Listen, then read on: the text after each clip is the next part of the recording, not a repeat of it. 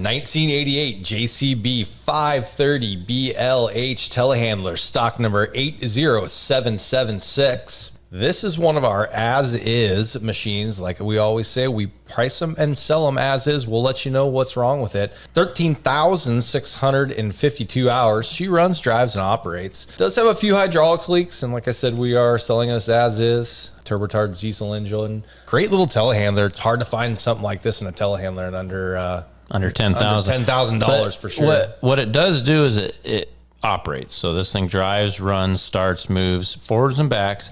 It lifts. The problem is when it leaks is when it extends out. It will leak. The stabilizers. And the stabilizers, yeah. So if you don't use those two things, you won't have a leak problem. But if you do want to use that, it does require some new hoses down the boom. And those are long hoses and to do them, it's a little bit of a process, but it's not difficult. If you have time on your hands and you're a little mechanical and you want a project machine and you want a telehandler, this might be for you. It just came in. It's a local trade. It's reminiscent of my childhood because when I was a kid, all the telehandlers had big front wheels, and you know the reason why? I do not. Is because the axle for the front doesn't turn.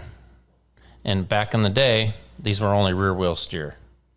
Today's telehandlers are all four wheel steer. And the axle technology, they didn't think of that a turning axle could hold that much weight. So they put a solid, bigger axle on the front because all the weight's going to be on the front of this machine. That's why they were like that. But they slowly transitioned to four wheel steer and same axles. But if it looks goofy to you, that's maybe one of the reasons. But yeah, you don't see them under 10,000, and this is one of them, and it works. So if you're looking for a little yard goat around your house or your farm or your shop, and you don't want to spend a lot of money, this one's for you. Come check it out, SkolensEquipment.com.